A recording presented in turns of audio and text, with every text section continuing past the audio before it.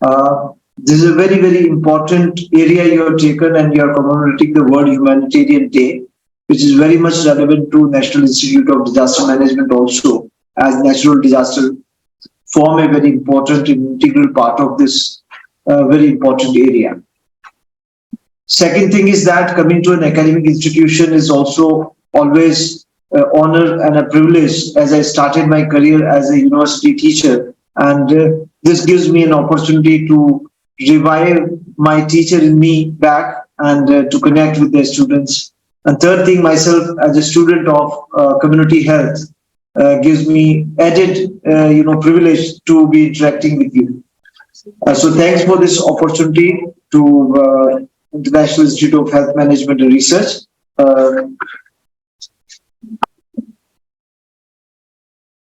I think the introduction portrayed about me is not that accurate as it appears. I'm a very simple, humble person. I think Nidhi has put this thing, but definitely the picture she has portrayed of the humanitarian crisis is certainly something that I do not disagree with. And she has very intelligently and very affirmatively backed her statements and narrations with solid facts and figures. And it gives us really an opportunity to reflect at this moment when we are seeing that hunger spots in the world are increasing. We are seeing that the humanitarian crises are increasing, and there are projections about 2030, how this distress in the communities is going to increase more and more. And that, coupled with the climate change and increasing intensity and frequency of disaster, is also an area where we need to reflect that this humanitarian crisis, while increasing, we also have to continue to reflect upon these kind of areas to see that how our preparedness, mitigation, and response can be more better coordinated, and what are the lessons that we have learned from the past. As you've seen from the data, that whether they are man-made disasters or natural disasters or the war situations, violence, and other forms of humanitarian crisis, millions and millions of people are at risk today, and this makes it very important that how we manage these humanitarian crises. It is also a very very complex, we can say. These are humanitarian crises are very interconnected factors and very complex factors which lead to these kind of crises, and therefore each crisis comes up with a very unique set of factors which are leading to these crises, and therefore its manifestation or unfolding also becomes very unique to that particular context. And therefore, while we can generalize and make certain generalized statements about our strategy for addressing, nevertheless, we'll always have to keep our eyes open to understand those unique circumstances in which each humanitarian crisis is cropping up and impacting certain category of people in a certain unique way, so that our response also is unique to that particular situation. I will also, in between, connecting with you with my experiences of various disaster and these responses, and particularly I will be deriving from tsunami experiences, because that was a kind of a crisis which was of that magnitude, where a lot of international agencies and humanitarian aid had to be collected and coordinated. At that time, actually, we did not have any modern technological devices such as internet or other tools so proliferated up to community and the disaster managers that we could leverage them, and that had led to many pitfalls. Despite claiming that I tried my best to do very well management and I got kudos from so many quarters, when I reflect back, I feel that there were many gaps which could have been addressed. For example, the place where I was working was in a Kadalur district, in a school called Parangipetai, where loads of the old clothes got dumped. because people from outside, they have certain assumption about a crisis with all good intention they bring. But finally, the fishermen community which they were addressing has a very unique characteristics. They will remain without cloth, but they will not like to, use very undignified, ungracefully, cloths given to them. Maybe if you iron them and give in a proper way, they might have this thing. So they were just, lying there. They lost their houses, but they said, "We are not beggars. We are not this thing. We will not accept." I mean, I'm just trying to give that. Had we had a sort of a cloud sourcing of, what is needed, though there used to be a system, I'll come to that point. So today's time we can leverage internet and modern other tools to see that the humanitarian, aid can be much more systematic, much more need-based, much more coordinated, and demand-driven rather than a supply-oriented. So this also gives us an opportunity to have a better coordination and better,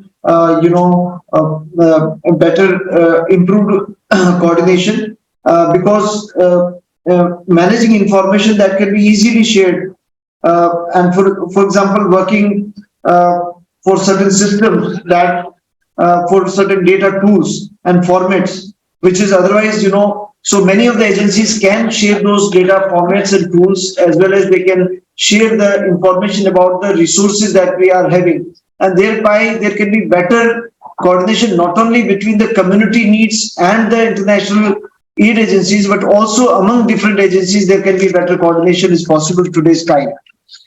And, otherwise we found that time there was a lot of confusion. What is the role of different organizations? And there was, a lot of time was taken to assess the community needs that time. Another very important area is community involvement in any of the humanitarian crisis. Many times as the humanitarian managers, we do armchair theorizing, assuming that community needs this or that, which may be by and large correct, but it may not be totally driven as per the needs of the community. I'll again take back you to my experiences during tsunami and many other disasters, and where, for example, during tsunami, I was on a very, my first posting as IS officer. So it was a limited area. In my subdivision, I just divided into 2 geographic entities, and I was handling around 10 to 15 habitation on the coastal habitations. So I had a system that every day evening there will be, 1 male and 1 female leader from each of the habitation will come, and they'll be meeting around 5 or 6 o'clock in the evening, and we'll take feedback that what was done today, what were the gaps, this thing, and how we can, mobilize those community needs. So community needs are very dynamic during a humanitarian crisis, especially in the beginning. Initially, there may be, the biggest challenge may be to save lives, the injured who are there, the dead, disposal of the bodies. As you move on, then there will be, many other things related to temporary shelters, related to food, water, and basic amenities, crop up. So all these things are very dynamically evolving, and there are many dimensions to it. There is a gender dimension to it. There is a, nutritional dimension to it. There is a, health dimension to it, and you have to constantly de-jargonize these things and to understand in a simple, understandable language from the community as to what is needed. For example, I think it was close interaction with the community, and also we had certain volunteers of, in Tamil Nadu, the self-help movement, and we have a special vertical for dealing with the social welfare department. So we also had asked them to have meeting with the women self-help groups in the villages and habitations that time, and by that we could derive certain insights that okay, women need sanitary napkins, and we asked the Tirupur textile to just provide loads of that, and that was came up as a unique example again in that area in terms of the response, that it was very gendered and it was appreciated by many of the activists and other NGOs. And these are not a rocket science. It is just you have to interact with the people and know that what they are needing, and you have to involve them into a better participation so that there can be response can be driven to community needs. As I already emphasized about the information sharing in humanitarian emergencies, and again here There are many other platforms like crowdsource mapping, sharing of the data from the organizations, and creation of web-based community mapping, etc., that can help into a better and effective interface between mobilization of resources as well as their fair and equitable distribution. Similarly, the humanitarian aid and this thing is not the communities. As you move on, are not contented only with that passive recipient of your relief material and just looking that like beggars that okay, you have given us water, shelter, and okay. They are also looking for some medium term and long term goals of restoring peace, of normalcy, long term their livelihood restoration, etc. So while humanitarian aid has to be there, but it has to be integral part of a larger strategy as to how you respond to in the medium term and long term, and how your humanitarian aid does not make the communities totally dependent and this thing, but it empowers them to also become active participants in their recovery and rehabilitation in long term.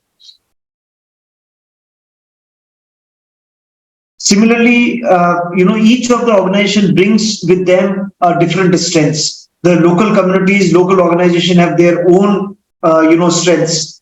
The international organization have their own strengths, and each one of them have to recognize that and to work in a better, pooling of insights and pooling of the not only resources but also insights and strengths. So that is an important, learning point, and by that one can create a mechanism of better collaboration between the local organizations and internal agencies. Rather than competing with each other, they can better collaborate, they can better cooperate with each other.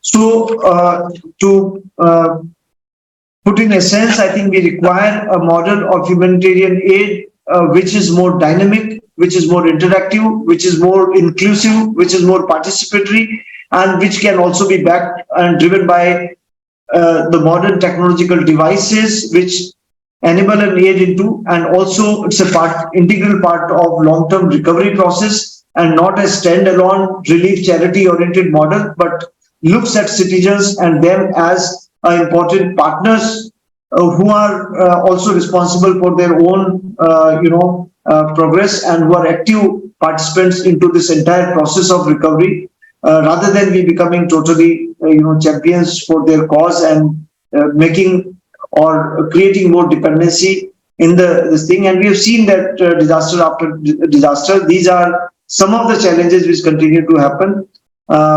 We may sometimes do not understand the unique needs of the communities. There are many dilemmas also that come up. For example, in the fishermen community, the next community is a Dalit habitation, which actually traditionally were fishermen workers. Now, when they're coming to distribute many NGOs are coming to distribute the boats and other things. One of the dilemmas is that, do you also if you give the boats to erstwhile owners, you are creating more competition in the limited marine resources. Your intensity of fishing is increasing. If you do not give it, there is a question of equity, and there may be Dalit right activists who can rightly articulate a position that you're giving to the more to haves, but the have-nots you want them to continue to be worker or laborers. So I'm not putting any answer to it. I'm just raising these dilemmas for the young students to reflect upon. Maybe they can keep their phones for some time away and engage in reflection. And I know this is very challenging, and I think it's also maybe a human right violation to have a session, very intense session after lunch, when the attention deficit disorder sets in temporarily every day, and then asking young students to have very heavy talk, I know is very difficult to digest. So I will not linger on. It's very long. I'll try to summarize it at this juncture, and maybe I'll get more opportunity to be having more interactive session with you. So I think we have to see that not only how we manage humanitarian crisis, but I think like in health, you are students of health management, and health is not only about curative health, but it is also the preventive health, the promotive health. Same way, I think the humanitarian crisis also we should look as, like a patient in a emergency ward. So I think one good way at a societal level is to how you can reduce the emergencies and accidents so that your ward is lighter. So similarly, we also have to, while continue to manage better the humanitarian crisis, but all the time we have to also think upon how to reduce these crises, how to prevent these humanitarian crises, and how to build in a culture. Certain crises may not be possible to reduce them; they may be inevitable. The hazards, natural hazards, may be inevitable, but definitely natural hazards may be prevented from turning into disasters, because every hazard does not lead to deaths and destruction. When the hazard is not managed well, this leads to a crisis. Similarly, people say that earthquakes do not kill people. Do you agree? I do agree that earthquakes do not kill people. It is the buildings that do. So if your buildings are resilient, people may not die. So similarly, if there are no exposure and there is a total wild area, there is no death in earthquake also. So I think we have to see that our infrastructure is resilient so that hazard does not turn into a crisis. When the tsunami first time came, it killed so many people. But I'm sure today's time, if the tsunami comes, maybe one or two people who are in the coast and where the message or could not be conveyed, because today our early warning system, sharing of information has so much. So we have to learn from each crisis and each disaster, and to learn that how we can prevent that crisis to be turning into a major humanitarian crisis. The conflicts will be there, there will be difference of geopolitical opinions will be there. Definitely it is bound to happen. The natural hazards will be there. But I think all of us can work together to see a better world for us, and particularly for your future generations, to see that we do not see them as turning into major humanitarian crisis. We can try to identify those risks. We can try to prevent those risks. If not preventing, we can minimize those risks, reduce those risks, or at least we can mitigate those risks by appropriate coordinated interventions. With these words, I once again thank the organizers, and particularly Nidhi ji, for giving me this opportunity, and thank you very much for this occasion. Looking forward to a very, very successful event, and the other two international resource persons who are also connected. I'm looking forward to hear them, as well as Professor Santosh Kumar.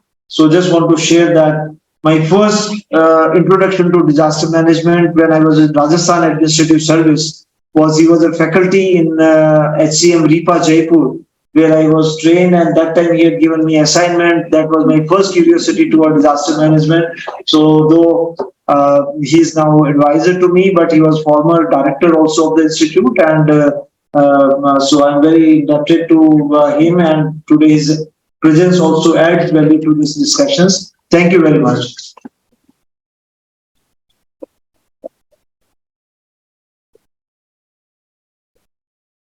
Thanks a lot, sir. And I'm sure the students who are checking their phone must be looking at 4:30 so that they can interact closely with you in person. They can ask questions without the faculty around. So probably they are doing that. Thank you. Okay, thank you, sir. And I completely agree with what you said about Santosh, sir. He is my mentor too. And I have learned a lot of disaster management, risk mitigation, and in the beginning of my career, I used to do take a lot of things, whatever he said, as a guideline for me, or used to be a guideline for me. That is how it is for me. So thanks a lot, sir, for being here. Thanks a lot, sir, ED sir, for giving us this insight. And now I'd like to request Professor Santosh Kumar to kindly provide his insights and valuable inputs on the first session, saving life and limb ethically, the basic premise for humanitarian crisis management. Sir is an expert with 30 years of experience. Sir, please, jo bachche sunna chahiye. Thank you. Thank you. Thank you very much, Dr. Sutapa Niyogi ji, the director of the institution, and Executive Director Sri Rajendra Ratnuji, who is the chief guest of this occasion. We have Dr. Sahin also with us. He is working with the CRI and also one of the partners. And Dr. Vidhi, you have brought us here to interact with the young mind. There's already ignited mind for the humanitarian crisis. And it's our opportunity to interact with the youngsters to get the things for, like also to comprehend our own thoughts, that what are the challenges for the future which you see is important for us while making a plan and so on and so forth. When we talk about humanitarian crisis and the very gloomy picture which came up, that the kind of challenges which is unfolding, and this we see that suffering is going to be much harder than what we have today. And whole of the work which we are working and committed to is for actually eradicating that suffering. And humanitarian crisis and the humanitarian workers. The job is this crisis is there and we are the workers. The workers' job is to do what? The workers' job is to remove the kind of a stress, distress, unhappiness to happiness. That's what the challenge which we have. And many people, or almost all the people, have to go through the same kind of a process. No one is free from the crisis. Everyone in the individual level or the community level or the national level or the international level, we have different one or the other kinds of crisis in our life. At times we cope with, and at times we need help from others too, actually. This type of crisis always happens. So I wanted to understand when we started our career that humanitarian, that was a very prominent word, humanitarian crisis, when we started, say, 30 years ago. And hardly anything, what Mr. Ratnu has raised is very valuable questions. This not only the reactive, but also become proactive. Youngsters and we all together have to think what the key messages which he is trying to give. Humanitarian crisis emerges after the crisis. But how that impact can be reduced and can be made minimum, but that is possible only when we start working ex ante, pre-disaster or pre-scenario. What is our preparedness as a humanitarian worker? What are the things which are unfolding as a challenge? And those challenges to be taken up as in a different way. One, you must have heard about the Buddha's story. One very much grieved lady, she lost her kid and she was looking for an answer. And she was into grief and crying, howling and everything. And no one can actually, that time was able to help her to come out from that grief. So all humanitarian crisis, the worker or the community during that time, the worker concept was not there, but it's always the community feeling was there. So everyone trying to. So people said that probably you will get the answer from Buddha. So there is a saint, you go to him and probably ask this question, probably he would help you in taking you out of the suffering. So the lady went to him and asked this question that I have this child, and so I lost him because of some problem happened and because of his illness. So you have to actually take care of me and you have to bring him back. Buddha very quietly did not lose his patience and very quietly listened to the lady, gave full time, full ears to her and said, okay, we will do that. Certainly, I will take care of your problem. But one kind of एक शर्त है और उस शर्त में ये है कि you go and collect a bowl of rice और उस घर से लाना जहां किसी की डेथ नहीं. So the lady went and went and went and went and went. After that, when she came back in the evening to Buddha, said, oh, good that you have come. कहाँ है चावल हो गया? Bowl do. The lady said that I went to every house, every single house in the vicinity, and I did not find any house where this kind of a grief or suffering was not there. So Buddha very quietly said that, so you got the answer. You yourself solve your own problems. So everyone has to go through such kind of a process. Only thing that we have to realize, we have to cope and we have to move. As a humanitarian worker, we are also victim and also we are the service providers. So in two different roles and different times, that when how we can bring that compassion in ourselves. Humanitarian means what? That you have to be ready to go beyond yourself. And that beyond yourself meaning thereby that you have to take care of the person with the same compassion and love which you want for yourself.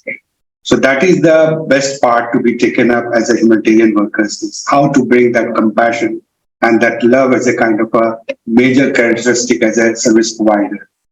Whether you take this pre-positioning or whether you go for ex-ante, whether you go for pre-disaster planning or you go for the post-disaster planning. When we were going to in many flood situations, Ratnuji is a very much and very dedicated practitioners when it comes to disaster. And you must have seen his passion. He started his career and then district magistrate, he faced the tsunami. And he said he's a practitioner. So whatever the solutions which we would be trying to give with our own research, like institution like IIHMO, so that kind of a thing will go as a kind of execution. So what kind of solutions which we are trying to look at, either from the research, whether we are from the kind of our own wisdom, from our much of our reading. So those practitioners will also take and institutionalize as a kind of a public policy. So there we see that what are the operational challenges and what are the public policy challenges as humanitarian workers. So these two things are also to be thought that yes, that we have a problem, we would be having problem. And like earlier, we used to have one disaster in 10 years of time. We are having 10 disasters in 1 year of time. So there's total paradigm shift in the kind of events which we are having. And this is getting also multiplied with the conflict situation, as you already mentioned. It's also getting complex with the kind of different vulnerabilities. And that different vulnerabilities, whether in terms of, you talk about poverty, and it's not below poverty line is saying that and everything is the same. No. Many of the victims you will find that people are right on the poverty line, and you find much below than the poverty line also. So depth of poverty is also to be seen. All below poverty line people are not the same kind of challenges that as a victim than the that we see. So importantly, that social system is also to be recognized in what kind of a social system, what are the cultural reality in which we are living as a social worker. So when we moved to, I was undergoing in Israel for the disaster risk management training and went to the hospital and wanted to see that what are the practices they are doing for actually providing, as you have said, the dilemma of ethics of amputation, and also you said about that saving lives. So there in the hospital, what I could see that if they were doing of the, say, the scenario of earthquake, and they found that 200 patients are coming as an affected person reporting to the kind of a hospital. So what could be the, as a humanitarian crisis you say, or the emergency support system you say, or the psychosocial care you should say, or whether you should talk about the physical health intervention you can say, all gets actually together at same point of time. Everything is to be given at the same point of time to the person, the requirements which he emerges out. So how to do this kind of this complex reality as a humanitarian worker? And so many of them, if you don't attend them, they may die, or they go for amputation, or some certain kind of things happen. So what is the readiness of the worker, and what are the readiness of the institution, and what are the readiness of the whole system for addressing such issues? So how to get this IIHMR courses for the different hospitals, if you like the kind of emergencies which we had gone to this Himachal Pradesh last week to do the damage and loss assessment, what is happening. Right there, when we are there and people are dying and slip off the whole of the mud, or the pahad gir jata hai, jisko kehte hain local language. And then 10 people are buried there. So how to get them out, how to do the counseling, or how to go for amputation, or how to go for this saving lives. In such kind of a scenario you would be in the future and also at present. So how we prioritize? So what Israel did for this such kind of a situation, many countries now practicing this, including India. So when 200 people are there and you see that how many staff in trauma center you have and how you are going to address the last patient, that is the most important. So first one will get the say 20 seconds kind of and 20 seconds you are approaching and then, but 200 will take the 20 into 200. So 400 or 4,000 kind of a minutes that you will reach to the last patient. So how to provide that kind of a crisis situation as a kind of a dealing with the life and also dealing with the different challenges of amputation or maybe psychosocial disorder. So those kinds of things would emerge. So that in our courses also we need to look into that what kind of a situation we are into. So those who are living in the crisis situation, those who are the victims, see the plight of the victims, and victims are not a homogeneous category. Victims are very, very heterogeneous. Some will have a very good physical strength, those who will have some very good mental strength, but some, as you said, that malnourished, the children, girl child, the male child, their vulnerabilities are different. So it's not, we cannot say that one size fit to all would work for everyone. So we need to very, very kind of it's a time of specialization, it's a time of science and technology, it's a time for, we say that we are moving into 5G to 6G and AI and other things, how that could be applied for the humanitarian system. This is also very, very important. Scanning a patient, how fast we can go ahead with this. So those kind of things to be brought in our understanding of saving lives and amputation. But always there is a crisis of that deciding to do what. And one word, very heavy word is there is ethics. So at times, what are the ethical things which comes into play that you have mentioned to address on that? What are the ethical issues which are coming in the way? That you are aware and you know that better, that what are the ethical issues which comes in. Many of the places when you go, the service providers, they might ask that I need so much of X money or Y money or Z money, then only I will provide services. At the time of humanitarian crisis, this is ethical value. That how this ethical value of the nation is getting built in the sector for who is providing humanitarian assistance. We say that humanitarian assistance is the kind of, we are going beyond ourselves. We are going as a people are into crisis and we need to help them out. So that is the thing which we need to look at, that how the younger generation think that who am I? मेरा जन्म किस लिए हुआ है? Whether धनराशि कमाने के लिए, अपना मकान बनाने के लिए, बच्चों का लालन पालन करने के लिए, गाड़ी खरीदने के लिए, or something else. These are the means, not the end of the life. So when we are into, we have opted our career as a humanitarian worker or the health worker or this, how we can design and keep asking these questions. They might be very uncomfortable, but also this will give you comfort in the long run. So that kind of a questions need to be asked, that what is my objective of being here in the whole of the crisis situation? When you are sent to such kind of a places, then again you have to ask this question, what for I have come? What is my duty? What is my responsibility? And then you immediately you come out this Constitution of India, this Article 14 to 19. They have given you a right and responsibilities. So there we have to see that right to life with dignity. So where and how you are providing dignity to the victims.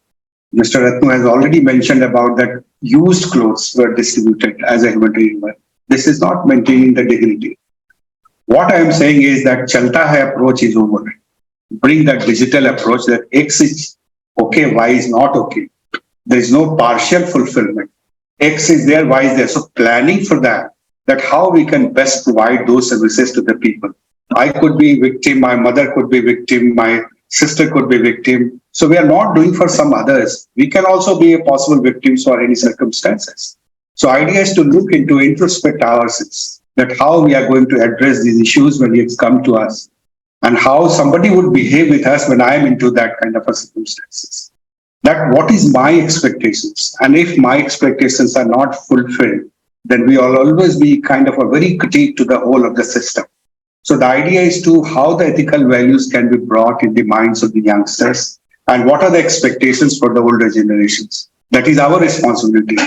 if we have not given you a kind of that comfort in the system, probably you can bring that change in that system and take the help of the elders, their experiences, and you bring your own ideology. You build your own ideology that what for you are here. Keep asking before you go to the bed, ask this question, what for I am here? And probably you will get all the answers by yourself. Nobody would say, you don't require Buddha, you don't require Nanak, you don't require anyone. You will get your own answer. So the idea is that how the older generation can help you in shaping your own thoughts. You can interact, not necessarily that you will agree with them, but you try to agree or you try to disagree to agree. So that is this important thing when it comes to because humanitarian crisis is not a very simple thing. It's very, very challenging, but very fulfilling as well. If you go, we always say that disaster management, somebody asked that how you have come into the disaster management. I was an economist teacher. I was teaching in the academy where bureaucrats comes to, after completing their civil services, they come for the training. Our job was to teach economics, that contemporary, what are the challenges there. But I've fallen in this by default, but I'm liking and I have no regret in life. I chose this and very, very satisfying. I'm not saying that just for the sake of saying it. But imagine when you are bringing a smile, what Buddha brought that a smile to that lady. So it's very important as a humanitarian crisis. When we were visiting Bihar and a whole family was living on the highway, on the relief camp. As tarpaulin seats, you understand very well. Tarpaulin seats and the family of 11 people, plus 2 livestock, cattle. And they were all living 10 by 10. I had written one small piece was 10 by 10. And in Bihar, that time, the 3 months altogether, they stayed in the kind of on highways. Children were having the 1 or 2 clothes with them. And they were having an drench bhi ho rahe hain aur khel bhi rahe hain. So that other kind of a challenges, skin diseases were emerging. मैं पूछा कौन कौन कैसे सोते हो आप लोग तो दिन में they had a kind of a different kind of a timing schedule for them. सास ससुर किस समय सोते हैं, बहू किस समय सोती है, बच्चे किस समय और जानवर क्या भी रख रखा होता है. So that kind of this is all humanitarian assistance which we are giving. So idea is to relook and standardize it and see that whether 14 to 18 article which we say life and also life with dignity, is it the dignity which we are offering at the time of crisis? No. So many times the challenge of the system is also we are not that prosperous country. We are progressing, but we do not have resources to actually fulfill the dreams of the people always. But we have always faith and we are optimistic that yes, we can do that. But idea is to first, it must come to our mind. Intention is very important for the action.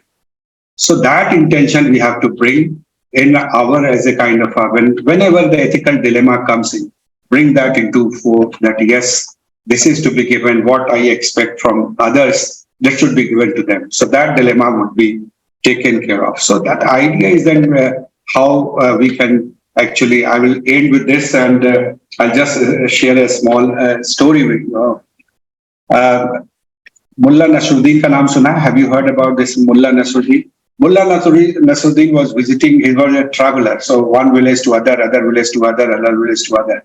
So he was traveling and sat this under the tree and he was taking a rest. And there was a small pond and village pond. So one of the Sethji of that village came and he was just went for the wash karne ke liye jaate, to unka pair fisal gaya and he just drowned. Usme chale gaya and he was just shouting, save me, bachao, bachao, bachao kind of thing. Then villagers came listening to the Sethji because the very familiar voice. So all villagers came to the pond and said, ki apna haath do, apna haath do, apna haath do. Sethji se keh rahe the, give your hand, give your hand. But Sethji was just bachao, bachao, bachao. Then villagers said complex issues, how to deal with this. So तुरंत वो जाते हैं और देखा कि Mulla Nasruddin is sitting there and enjoying the whole process which is going on. So they went and you are laughing. The man is drowning. He is हमारे village में सबको वो देते हैं, पैसा देते हैं, साहूकार है वो. So he is a lifesaver for us. And you are कह कि नहीं तुम जाके सीधे बोलो कि मेरा हाथ लो, take my hand. Then villagers went immediately back and he was shouting again, bachao, bachao, bachao. Villager said, मेरा हाथ लो, मेरा हाथ लो. Immediately said जी, उनका हाथ पकड़ के फिर उनको rescue करके बाहर आ गया. Then again villagers went to the Mullah Nasir कि इसमें what was the kind of ऐसा magic क्या था दो और दो में? The magic was that his whole work is to take money, ना वो सूद का पैसा लेने का है. तो उसकी habit, उसका idea, उसकी ethics, everything is that. So जैसे बोला कि अपना लो तो उनको समझ आया कि कुछ मिल रहा है, फिर उसके बाद उसने तो this is very important. Power to give is very challenging and very important thing. Power to लेने वाले तो रहते ही हैं, and humanitarian workers is to always to give. So enjoy the power of giving, and there is no ethical dilemma would be there. And keep asking this question every time when you go to the event, what for I? Thank you very much.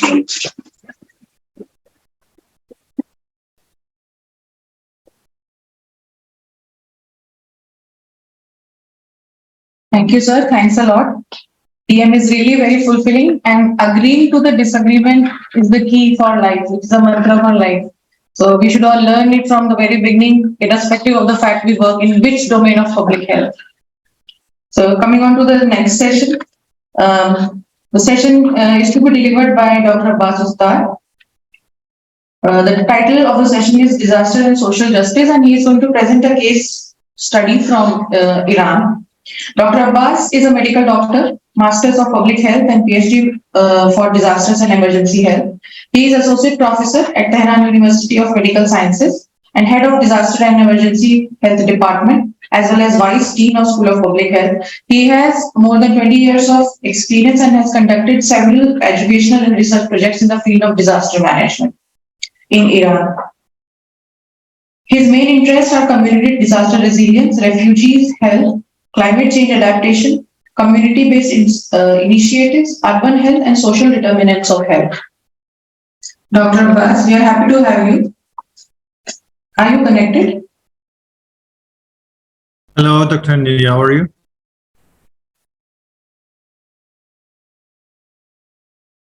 Can you hear me?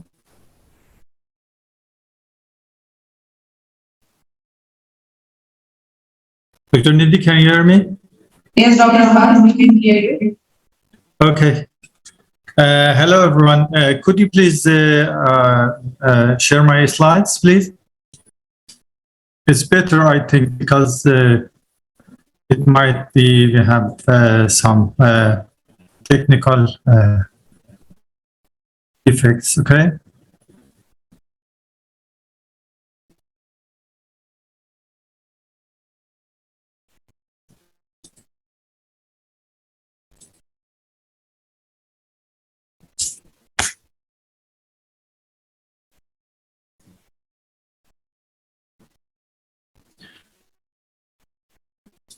Okay, thank you. First of all, I would like thanks from all of the colleagues in India, especially International Institute for Disaster for Health Management Research, and my friend Dr. Nidhi, that she invited me to this very valuable and informative seminar.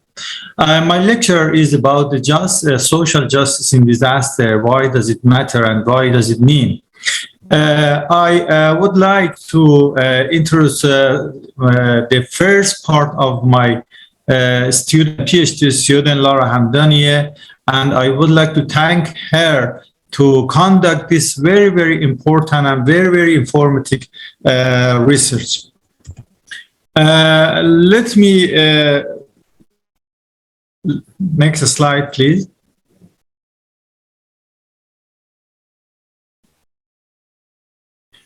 As you know, during the history, the approaches to disaster risk management have been changed. If we want to divide the approaches of disaster risk management in two main parts, we can say that the COVID-19 pandemic conducted and very big revolution in the history of the disaster risk management. Why? Because in the pre-COVID-19 era, as we see in the history, the main approach and the first approach was fatalistic approaches. And then after a while, we see that the main approach for disaster risk management changed to enduring approach. And then in the recent year and recent decades, we can see the main approach and the main issues and the main challenges is about the social approaches. But in the post-COVID-19, we see that the health is so important. It means that right now in this decade, the health is the main and is the heart of the, sustainable development and disaster risk management. Next slide, please. So I would like to mention about two main, term and phrase. We have some condition in each community that we name it social determinant of disasters. I'm sure that you know and you are informed about the social determinant of health. But right now, I would like to say about the social determinant of disasters. These items can cause an hazardous event to a big disaster or extensive or an intensive disaster. Every disaster, each disaster caused some impact, economic impact, natural impacts, social impacts that we named is social impact of disaster. Next slide, please. As you see in this slide, when we want to categorize domain of disaster risk management, we can categorize all of the domains in 6 domains. The first domain is institutional domains. As you see in Iran, we conducted this study in 2015. As you see, the main item for disaster risk management in institutional domain, it is so important that the manager, the executive, the health worker, and all of the first responders have enough competency for disaster risk management. Not, I want to emphasize in the disaster risk management circle, not just about the responding. As well as economic issues such as income, employment, insurance are so important. Cultural, domain, including literacy, disaster awareness, and wide world are so important. And concerning the social domain of disaster, I would like to explain more about the social domain or social determinant of disaster in the next slide. But we know that the physical issues are so important. The location of the disaster is so important. The space and the distribution of the location in a village, in a city, in a community are so important, as well as the environment, the water resources, the green resources are so important for us to conduct an effective disaster risk management and promote our community resilience. Next slide, please. Oh, we are talking about the social determinant of disaster. I'm sure that all of you know about the social determinant of disaster, but it is so important beside of the poverty, beside of the health, beside of the social capital, social security, employment, and social well-being. There is a very, very important issue as the social justice. Based on our studies that I will explain in the next slides, social justice in disaster is a missing and is a neglected issue concerning the disaster risk management. This is next slide, please. Okay, we are talking about the social justice in disaster. The question is, what does it mean? And what are the social justice disaster characteristics? What are social justice in disaster domain and determinant? And finally, we should identify the impact of social justice of disaster. In this lecture, I would like to, explain more about the definition, about the characteristic, about the domain, and about the impacts. Next slide, please. Laura Hamdani, as I introduced her, conducted a scoping review to find out which literature, which knowledge we have and is available in all of the world. We noticed that there isn't an accurate definition for social justice in disaster. The next issue that we find based on our studies was that an explicit definition of social justice was only mentioned in 2 studies.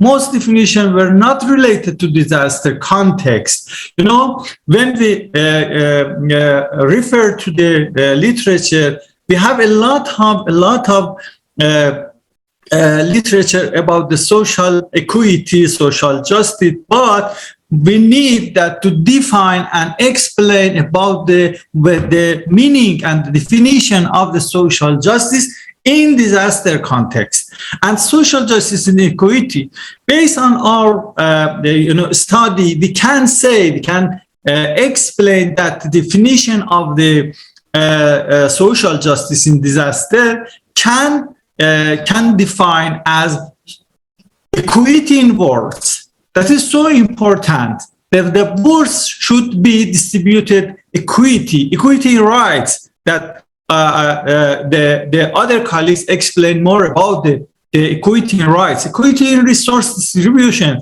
and consequences in all phases of disaster risk management.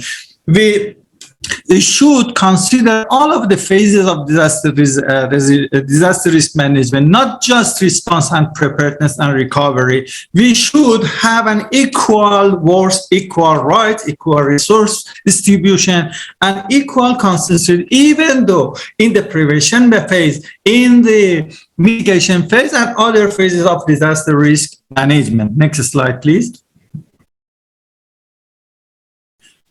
As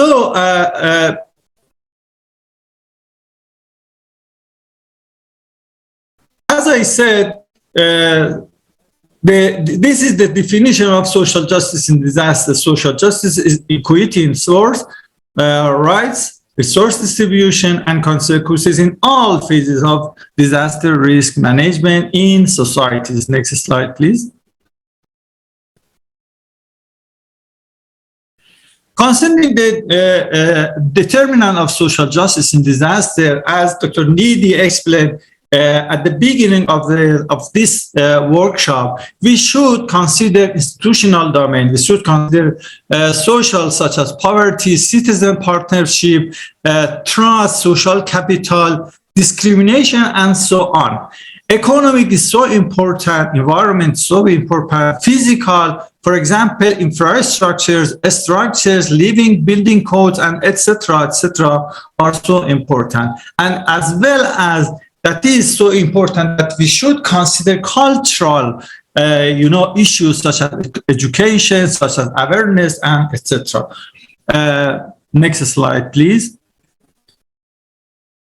Based on our study, we conduct a conceptual framework for social justice in disaster. As you see, when we want to establish and conduct a conceptual framework, we should consider 3 main items. The first one is characteristics. I explained about the characteristics of social justice. You see in the middle of this slide, and the other is determinant, and the last one, or the third one is impact of social justice in disaster. When we have a social justice disaster, the main impact are human dignity. One of the colleagues explained very, very well about the human dignity and the achievement of the discrimination, good governance, and it's so important, equity, sustainability, resilience, and finally, the human rights and considering the human rights is one of the most important impact of social justice in disaster. Next slide, please.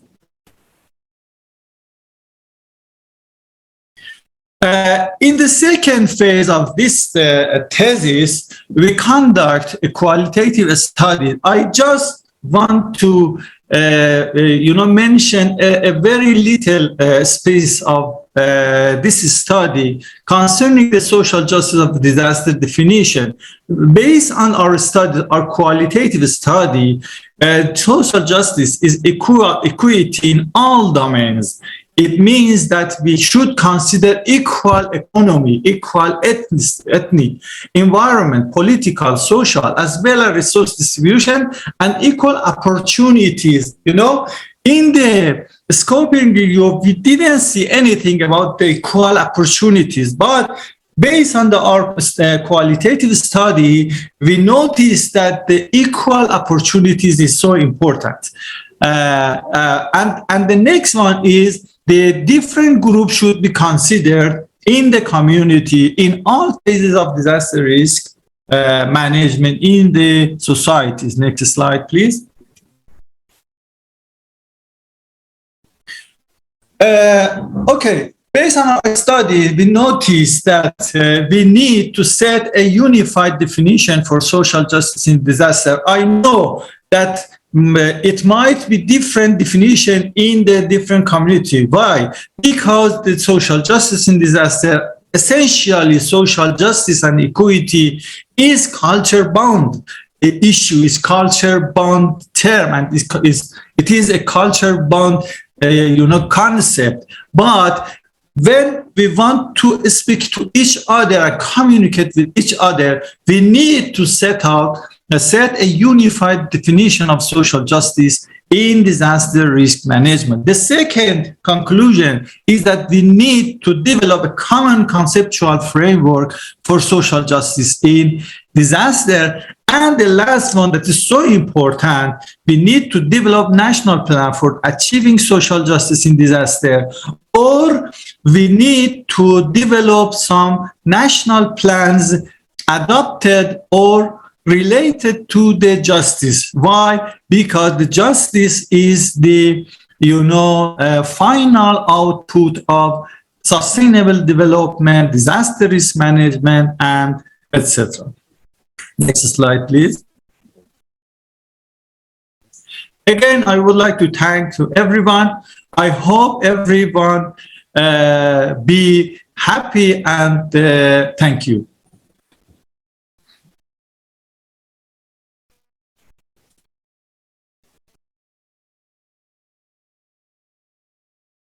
Thank you, Dr. Abbas, for the wonderful presentation, presenting the study and the outcomes. We really need to define social justice, how it has to be, quantified and qualified in terms of understanding for the last person standing on the pedestal, who has to be a recipient of equal care, equal rights, and equal humanitarian aid in the event of a disaster situation.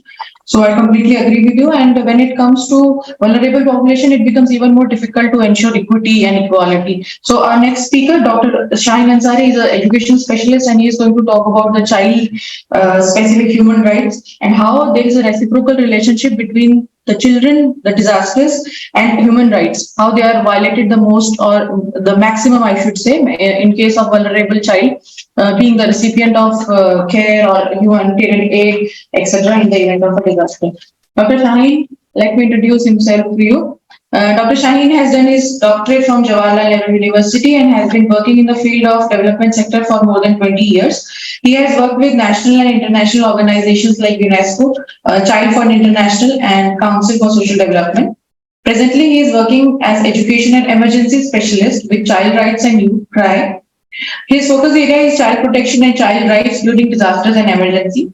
His expertise is on education and social and emotional learning. He is a blogger and regularly writes on education related issues. I request Dr. Shaheen to please come over and share his experience.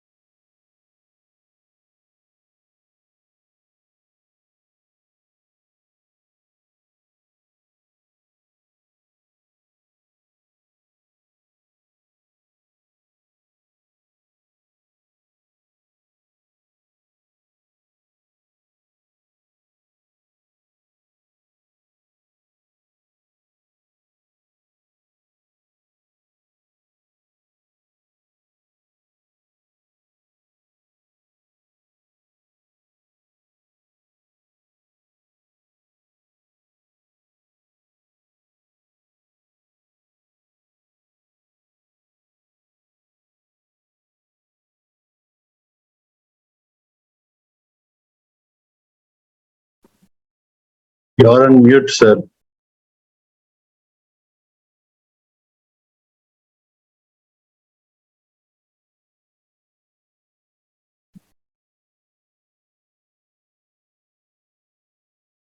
Kindly unmute. We can't hear the speaker.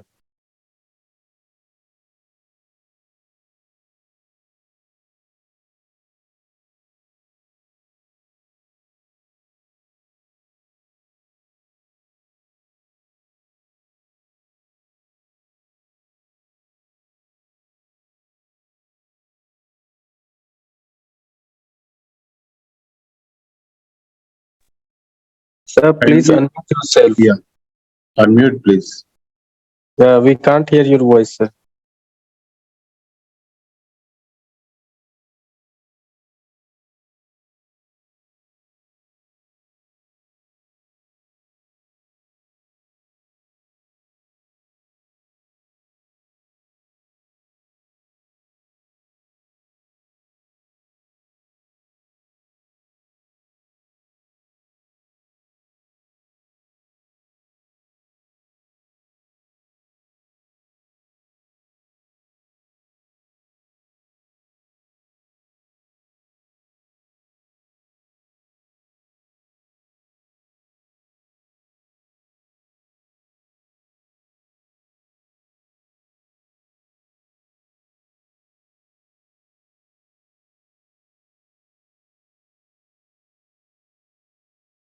We can't hear any.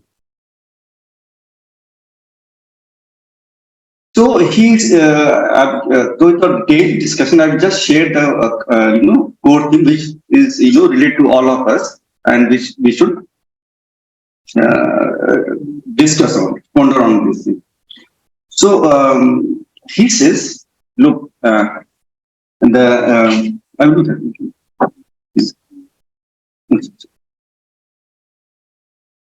Okay. So he said, look. Everything which was created by God has to perform worship. जिसको भी भगवान ने खुदा ने बनाया है उसको पूजा करना, worship करना. He started with this. And then he said the same way. He shared 3 examples like what about the worship of a river? एक नदी का पूजा इबादत worship क्या हो सकता है? You have to. If the river we choose to give water to passerby, to animals, to human, what is the worship of a tree? एक पौधा का worship क्या हो सकता है? Suppose what if a tree stop giving giving the oxygen, stop giving fruits, stop giving the shadow, है ना? And similarly, what will the worship of a sun? सूरज का क्या उपासना हो सकता है, बता सकती है? Suppose if sun stop giving you the sunlight, the heat. Similarly, human being has been created for some purpose. So I'm just repeating the Professor Santosh Kumar's okay, why we are born.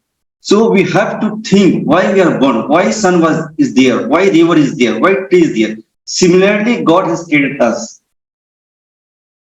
अगर हमारा कोई उपयोग नहीं है, then we are not performing our duty.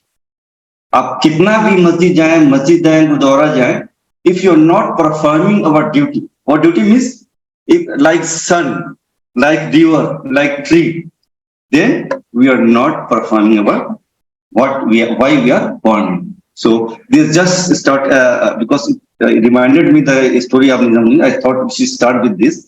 So yeah, human rights, child justice. So these are the things we should know. Because during the crisis, and now these are developed, but slowly and gradually we are focusing on children. Earlier there was little focus on children and more focus on just one kind of service to everybody. So, but slowly and gradually started learning. So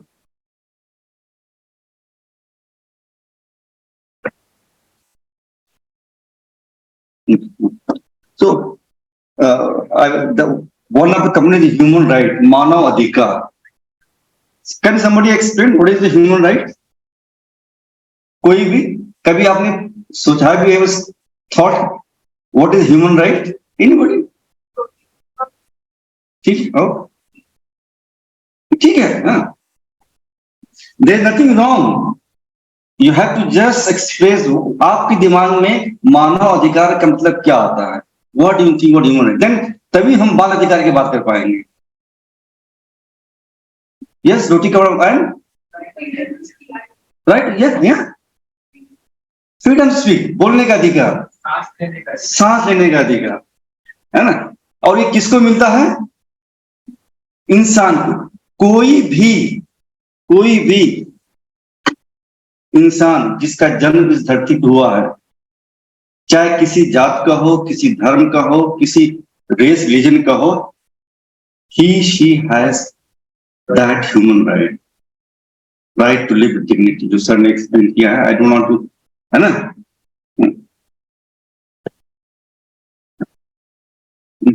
So you're right. So ये मानव अधिकार, the human rights started much earlier. It's a era. It started from BC, very historical. But throughout the process, in 1948, it was given a documented form. It was asked every country to abide by this right. That if there is a child, there is a human, she has certain bare minimum. जीने के लिए, एक इंसान को जीने के लिए जिस चीज की जरूरत है, that is his or her right, human right. And that was by UNO, but in every country it has to be followed. In India, we have National Human Rights Commission. Currently, उनका chairman है Justice Arun Kumar Mishra. He was Chief Justice of India, and now he is a chairman of NHRC, which takes care of human rights in India. And so, as we discussed, there are bare minimum which cannot be compromised. So every human has this right. As discussed in 1948, this was declared. It's called the Universal Declaration of Human Rights, right? Which was a milestone in the movement for human rights. And this I say, you say right to speak, freedom, health, everything which makes a human, give a human being a dignified life. It all covers everything.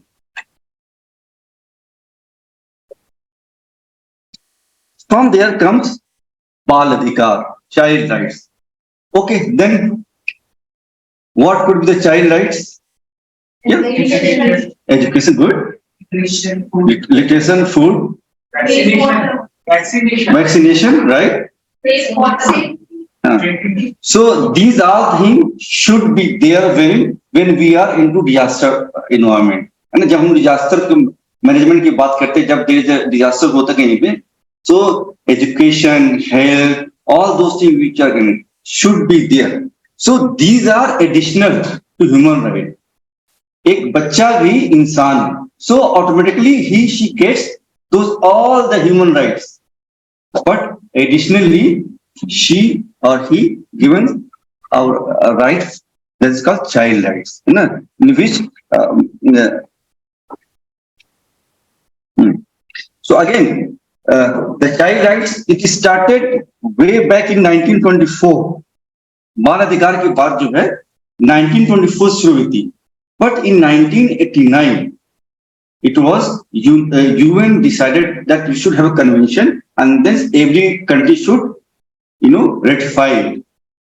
So every country in the world agreed to this UNCRC. Can you tell me which country did not agree? एक देश है जिसने कहा कि हम इस अधिकार को नहीं मानते. UN still that country has not signed it. Guess कीजिए. Yes, you can guess. बच्चों के लिए वियतनाम और कौन? North Korea. Let me see the wild guess. और क्या हो सकता है? That's one country who has not signed yet. Russia और पाकिस्तान, अफगानिस्तान, अब तक जो भी नाम आए नहीं है. ईरान भी नहीं है.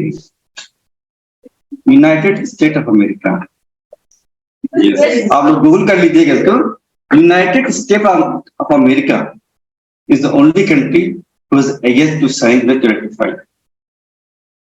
सो अब और हम लोगों ने कब किया था इसको? 92 में. बना कब था ये? 89. So we are far ahead in the, see what I'm trying to say, we are far ahead in many things. We are the moment we became independent, we give women's right to vote. There are many countries, progressive, so-called progressive countries, they give right to, franchise to women much later. So yeah, बच्चा क्या होता है? About who is child? When we talk about child right, when you see child, what definition comes to your mind?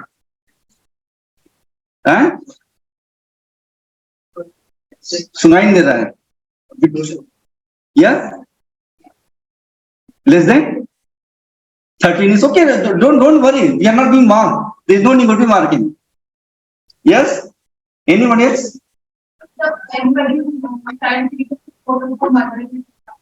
Okay, ठीक है. और depending on someone, anyone else can add value with this argument?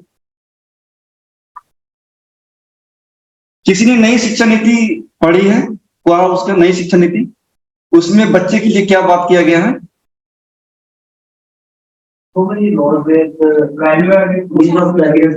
Okay, so कोई भी any human being who is 18 years or less than 18 years is a child.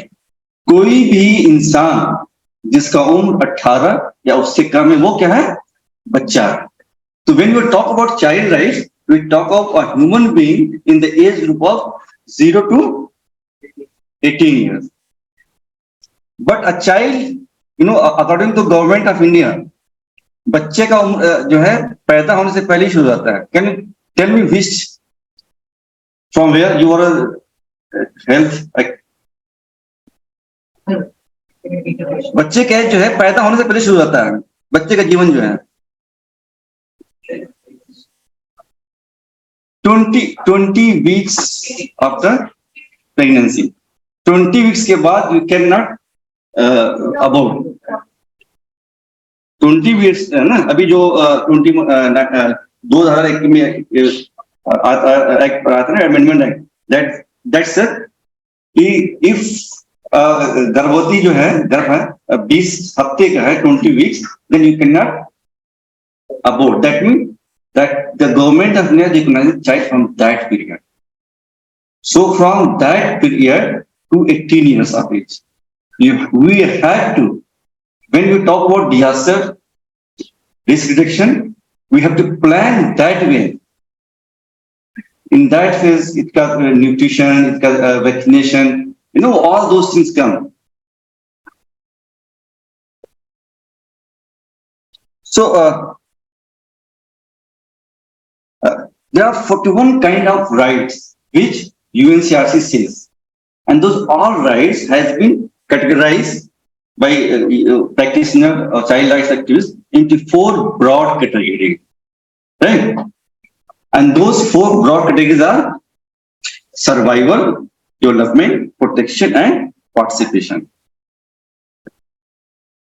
Why I'm sharing this thing about, because we should know when we are into the disaster situation, we should know that this child needs these rights of education, health, survival, right? So I will introduce immediately about some rights. Then we move to the how to interact, with the children, how children and adult can work together. So when you talk about right to survival, what things come to your mind? जीने का अधिकार, एक बच्चे के जीने का अधिकार. What do you think? Think about situation in disaster. You are in some disaster. You are in, suppose a few years back, a few weeks back, you are in Shimla. There was a flood, and this bacha hai, and pregnant mother hai, and what will come to? जीने का अधिकार. What do you mean? हर मुमकिन कोशिश करनी चाहिए माँ और बच्चे माँ शिशु के बचाने. ठीक और ठीक है. चाहे वो स्वास्थ्य. आप सही बोल रहे हैं. Just say there is nothing wrong. We all close. We are so yeah. आपदा के हर आपदा में हर वो कोशिश करनी चाहिए माँ और शिशु को बचाने. चाहे वो स्वास्थ्य हो, चाहे वो बीमारी हो, चाहे वो कुछ और हो. हर शिशु और माँ को आपके मतलब बचने को और बाहर बचाने में. राइट. आप उनकी तारीफ ला सकते हैं अपने साथी के लिए. Yes, you're right. So when we think about right to survival, as this said earlier, 20 weeks after you cannot abort, then right to born, वहीं से आता है जन्म लेने का अधिकार. We as a fundamental right is the right guaranteed in the constitution. कि अगर 20 weeks का कंसेप्शन होता है, that child has a right to born. Then right to minimum standard of food. Somebody was sharing खाना, है ना? You are sharing food, shelter, and clothing. रोटी, कपड़ा और मकान. Yes. And right to live with dignity. Right to live with dignity. Sir also shared. What do you mean by right to live with dignity in the context of a child? In the context of a child, right to live with dignity क्या मतलब होता है? What do you think? Yes, why? Yes. ठीक है. हाँ जी. Right. Yeah. और कोई? Right to live with dignity. Dignity का what मतलब है? Dignity मतलब है ना? So और कोई? ठीक है. Any child who is born in this on this land, India में जो भी बच्चा पैदा होता है उसको डिग्निफाइड लाइफ के लिए सुप्रीम कोर्ट का एक जजमेंट आया था. 19 क्रिश्चियन जजमेंट बोलते हैं उसको. उन्हीं के जजमेंट के बाद ये राइट टू एजुकेशन एक्ट की बात शुरू हो गई थी. जब 2002 में अमेंडमेंट आया था, 2009 में क्या आया था? Right to education act. नहीं. So if a child is not getting proper education, if a child is not getting proper shelter, if a child is not getting proper health care, that means we are failing in providing right to life to a child. We as a nation will be failing. आपके पड़ोस में हो रहा है तो आप fail हो रहे हैं, हमारे पड़ोस में हम फेल हो रहे हैं, because our life without education, without health, without nutritious food is not a dignified life.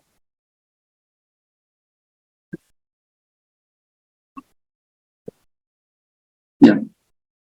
Again, somebody shared that nutrition, protection, medical care is all part of the right to survival, right to development, विकास का अधिकार. हम बच्चे के विकास अधिकार की बात कर रहे हैं अभी, हम देश के विकास अधिकार नहीं बात करते हैं. Different discourse. Here we are talking about right to development of a child from बच्चे पर्सपेक्टिव से, बाल विकास, बच्चे का विकास का अधिकार. So when I say this child has right to development, what do you think? What should he or she get? Very good education, proper nutrition.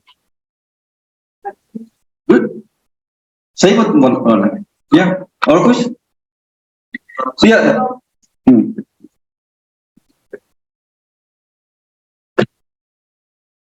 So when the right of development, children have the right to all form development, and from childhood, we should consider there are three pillars of development of a child.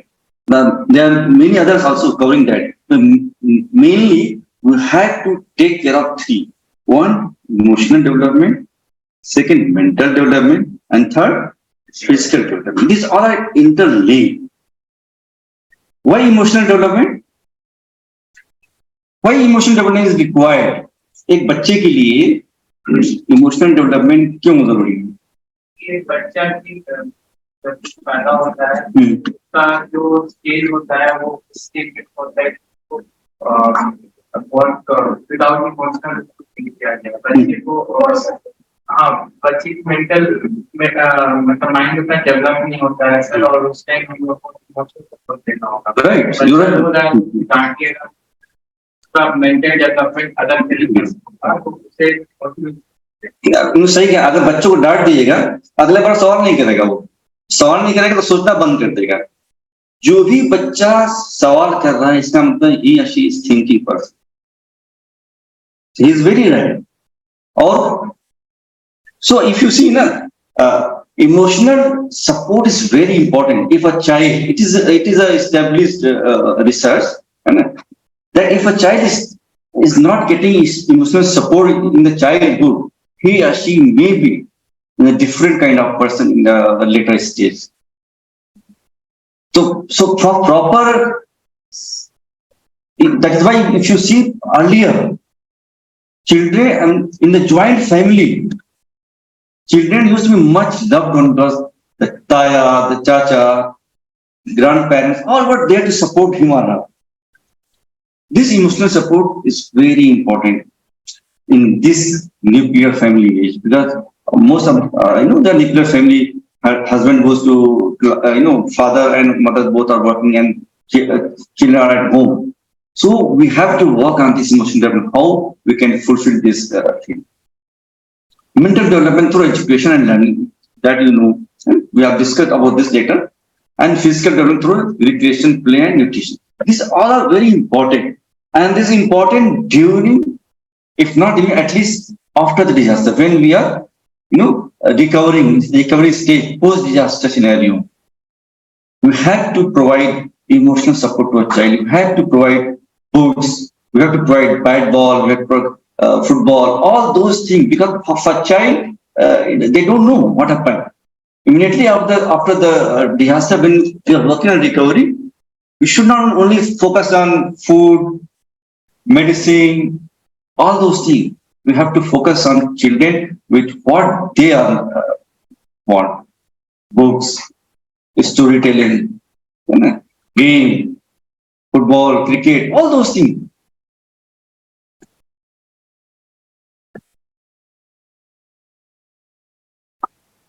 Yeah. right to development.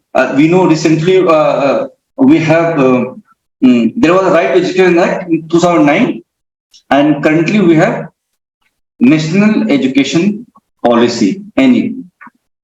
So I will not go in detail, but I'd just like to know what is different between both the act and the policy. Any idea? What is the age group they are covering, and why? Right to Education Act. Since we have less time, so I'll just Right to Education Act covers children in the age group of 6 to 14 years, right? So, and National Education Policy, which is NEP, उसको हम लोग नई शिक्षा नीति भी कहते हैं, right? ये इसके एज ग्रुप क्या बात करता है ये? हैं? 6 to 18 years. Or anyone else? 3 to 18 years. Okay. Now the question arises now. Why? Why government decided to increase from 14 to 18 years a hair covered from 3 to 6 years? First, let us discuss about 3 to 6 years. Why the government thought about this? इसके पीछे क्या logic हो सकता है? आप लोग कभी सोचा आपने? टेक्नोलॉजी एडवांसमेंट, ठीक, और from health point of view, from biology point of view, ठीक है, this also अब 3 to 6 sir, 3 to 6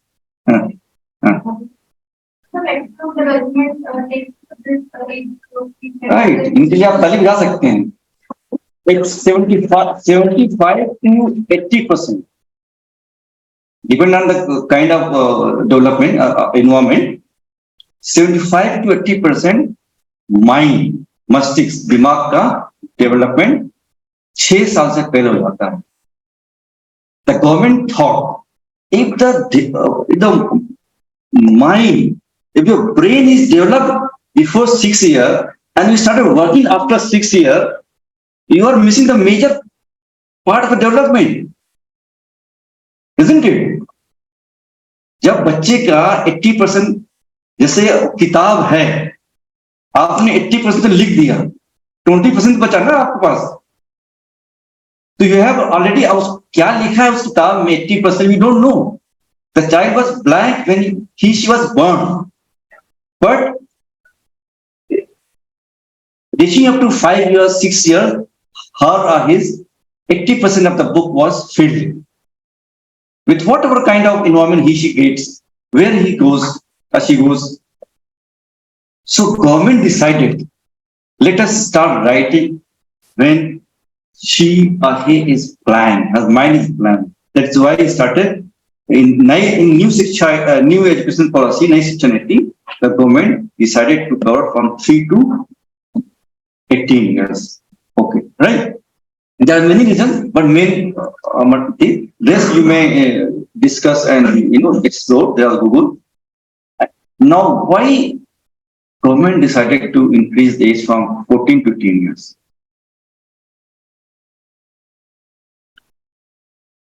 For the working education over by that period, and after that the child can be the dance. Yeah, you're right. It's 14 years के as में कौन सा class pass करता है वो? 8. So you have this. Yeah. So yeah, now you are right. Others, why government decided to include 14 to 18 years in new education policy, नई शिक्षा नीति? सर, ये प्राइमरी एजुकेशन, बेसिक एजुकेशन, उसके बाद हो जा रहा है स्पेशलाइज्ड एजुकेशन.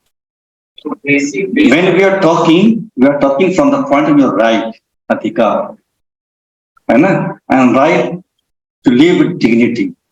आप सही कह रहे हैं. हमें कह रहे हैं, अब इस सवाल को दिमाग में रखिए, right? Yeah, you are right. Don't. I'm just saying, when you are saying, we also keep कि कौन से अधिकार का वो उसको मिलेगा, what kind of horizon he or she will be open for, वो कौन सा दुनिया है उसके लिए खुल जाएगा when वो 12वीं पास करेगी इंस्टेड ऑफ 8वीं पास करने। मैंने आप हिंट दे दिया, 12वीं पास करके क्या कर सकते हो आप लोग, कौन सा कोर्स है जो 12वीं से पहले होता है? Can you become MBBS, lawyer, doctor, engineer? No, सबके लिए क्या जरूरत है? 12 एंड हाँ ITI can, but we don't want our children to just go for ITI. We want it's one of the for technical knowledge. yes, you're right. When a child is when we were educating, we were saying that the right of these children are being, sidelined. If a child, when you talk right, you're talking about the right for all, not those children who can afford. हम तो पढ़ लिए. When we're talking about the right, we talk all the children in the age of 3 to 18 years in India, irrespective of her religion, her race, her income, her parents' income, है ना, location, कहीं भी पैदा हो, किसी भी जात धर्म का हो, हर बच्चे को 12वीं तक पढ़ने का अधिकार मिलना चाहिए। ये yes. Just mentioned every child has the right to be educated till the age of 18. But the child labor act is till age of 14. Yeah. To the best of my knowledge. Yeah, you're right. But उसमें जो है वो बच्चे, देखिए वो तो उस पे भी बात हो रही है कि एज को बढ़ाने की बात हो रही है ना। हम लोग जो चाइल्ड राइट्स पे काम करते हैं, हम लोग का मानना है वो जो है 18 साल तक का बच्चा कोई काम ना करे। You are right, very good question, very good. हाँ, लेकिन उस एक्ट की वजह से उस बच्चे का अधिकार पढ़ने का खत्म नहीं होता है। You getting me? वो उसमें ये कहता है एक्ट कि जो बच्चा 14 से ऊपर है वो काम कर सकता है, कर सकती है, बट वो नहीं कहता है कि वो बच्चा पढ़ नहीं सकता है, नहीं सकती। Some of the states have tried this. For example, Rajasthan passed on a resolution in 2012, raising the age for child labor from 14 to 18 years. So there is a lot of debate. The Child Marriage Act, Child Labor Act, और जो बाकी जो education वाले जो child की definition है, they should harmonize. So that is also a reason of bringing 18 here, and there is a lot of debate in the Child Labor Act also to the discussion for this. So अब हम थोड़ा fast चलेंगे, उधर से message आ गया है हमको। So we can discuss over the cup of tea if there is any question, right? अब बाद में बात कर सकते हैं। You have my so right to protection, सुरक्षा का अधिकार। when आप सोचते हैं क्या होता है? Social protection. देखिए हम लोग we are in the urban city, but there are many children in rural area who has to walk a lot. They are flood, they has to walk. You may have seen the photograph in newspaper that in Uttarakhand people are walking. There is a ropeway. They are going. They have to walk through the jungles. So when we talk, what are the perceived risks? We have to ensure that the child is protected. I will share this PPT is there. You can.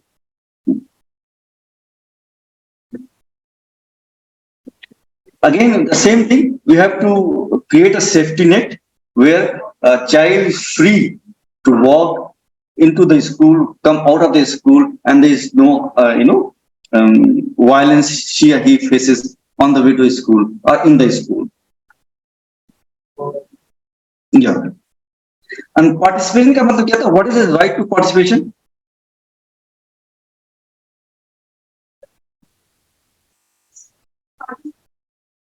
When I'm saying right to participation, I am talking about a child.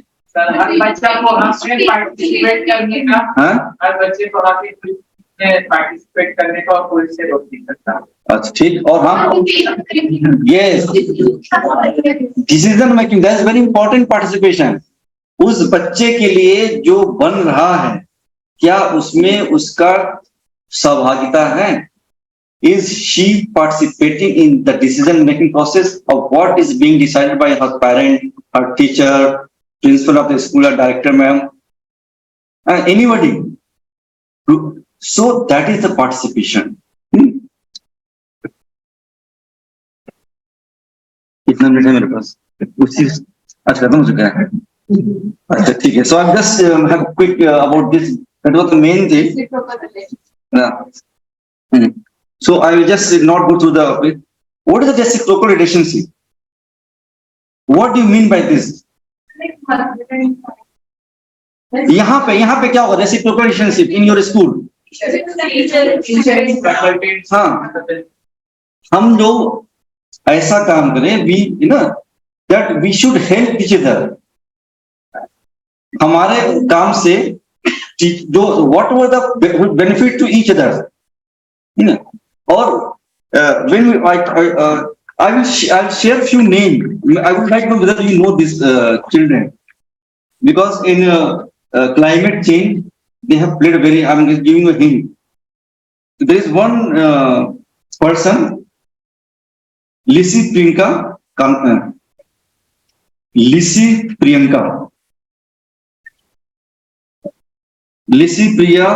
Kanjugam.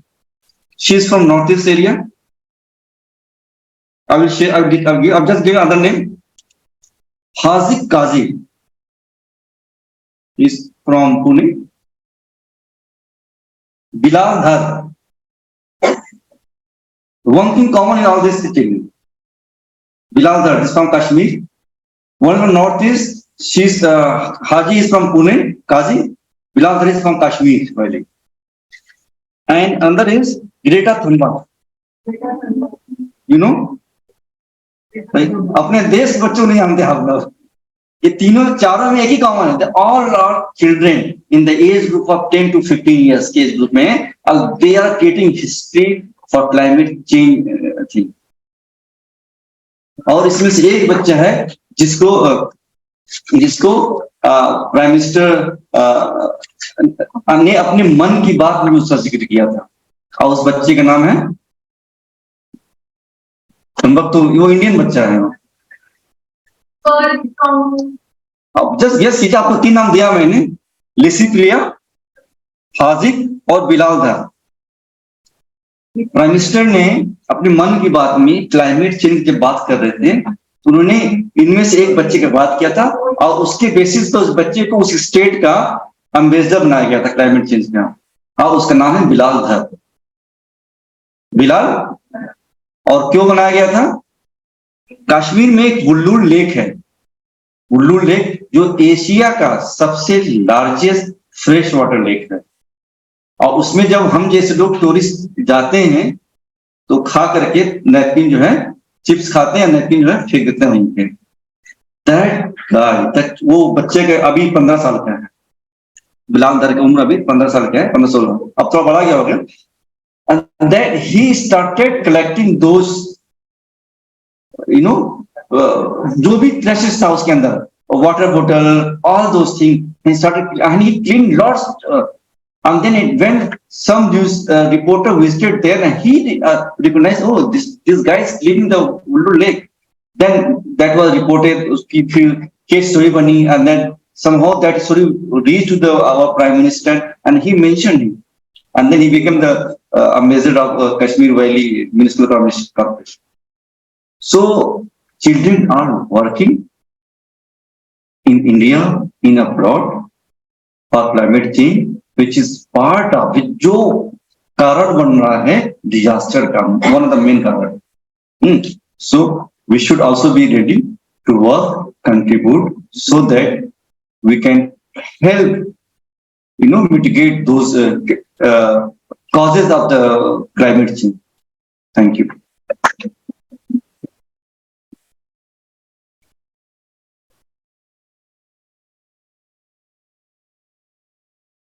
Thank you, Dr. Chani. Thanks a lot. Students are really interactive in your session, and because of the lot of questions that you put towards the children. So students are quite interactive.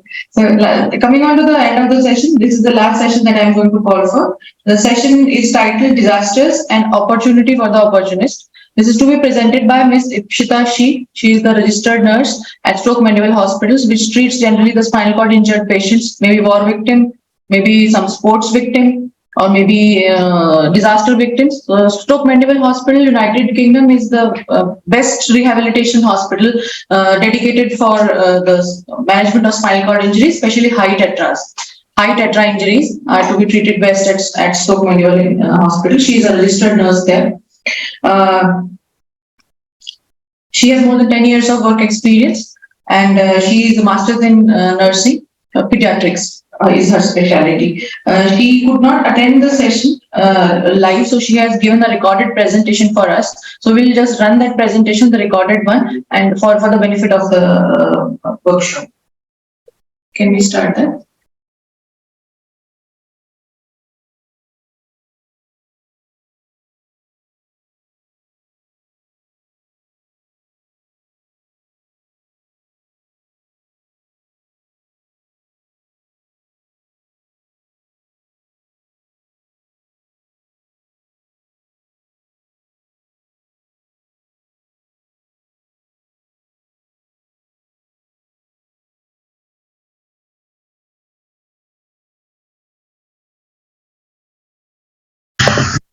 Topic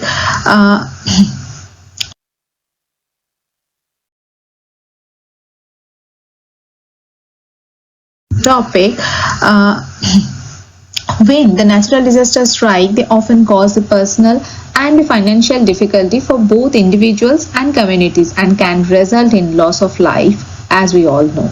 But that is not only the effect which the disaster can occur, but the immediate effect on that of a natural disaster materialize through other three channels, like disruptions of physical capital such as the housing, commercial building, vehicles, infrastructure such as roads, and population displacement and disruptions of economic activities. So in emergencies and humanitarian crisis, some unnoticed and unavoidable issues are potential to rise up, such as human trafficking, gender-based violence, abuse including children and women, and so on and so forth. The lists are very long. So these are some of the long-term effects on population in post-disaster phase, where the opportunists utilize scope to target the vulnerable group of population. So in the next slides we will see why. So why in the post-disaster phase these are rising up?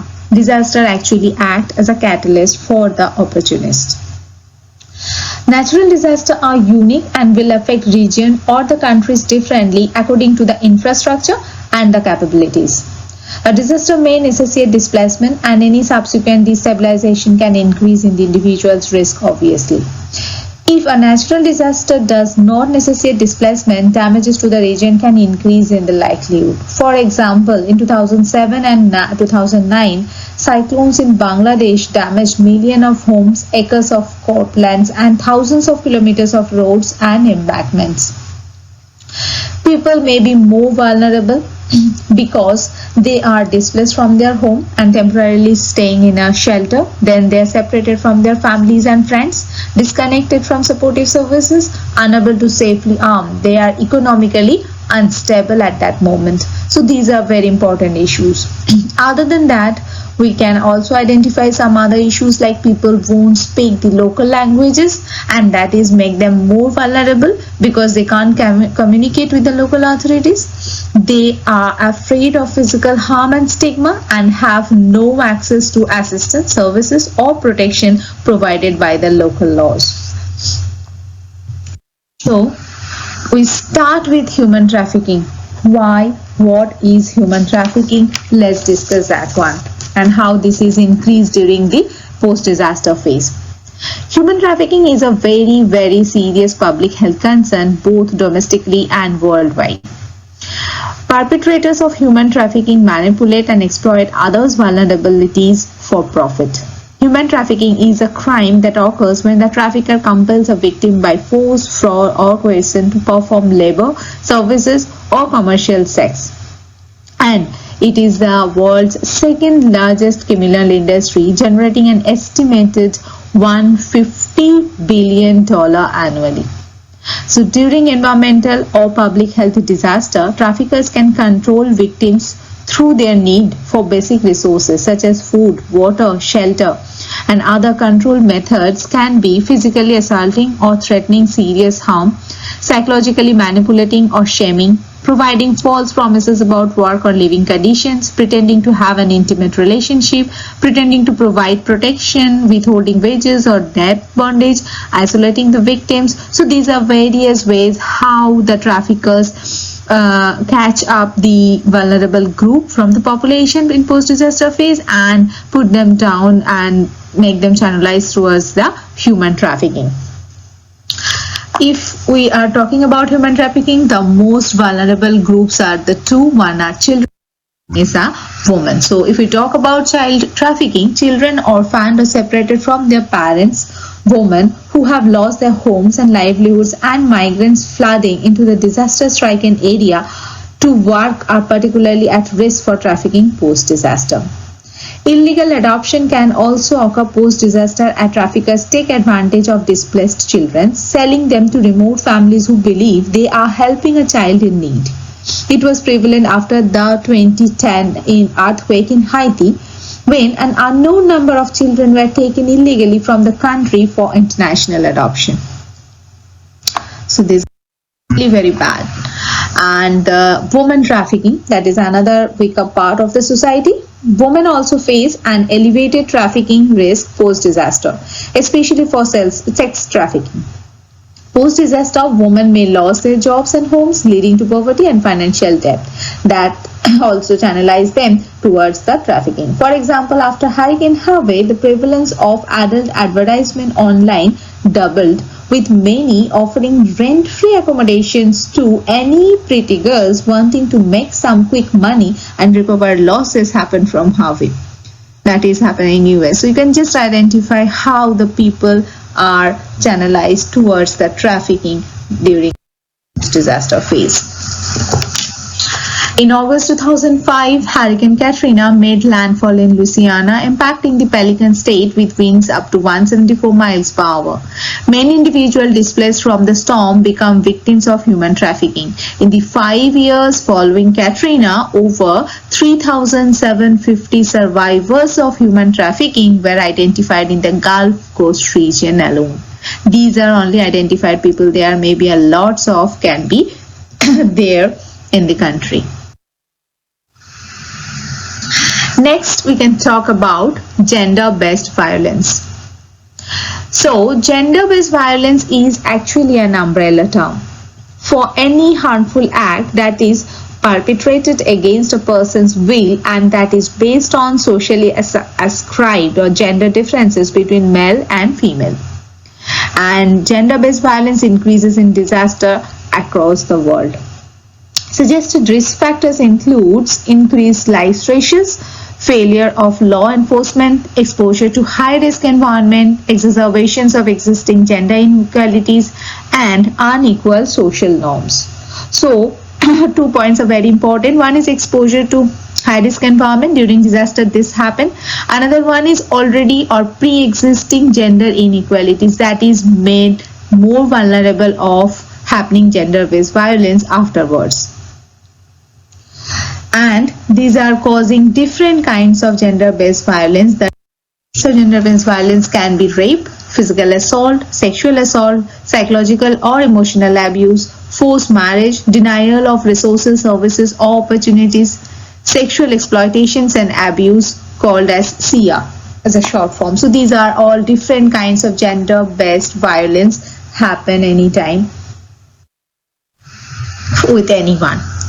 So if we talk about gender-based violence in Latin America, data reveals that on the southern frontiers of Mexico, 70% of migrant women are victims of violence and 60% suffer from some kind of sexual abuse during their journey.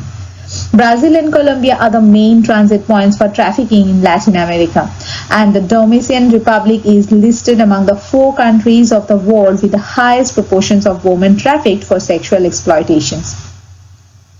In the aftermath of the Haiti earthquake in 2010, unsafe living conditions, lack of private bathing facilities, lack of lighting, and lack of police presence have been indicated among the contributing factors of sexual violence against women and girls in the camp, including sexual exploitation and abuse by humanitarian workers.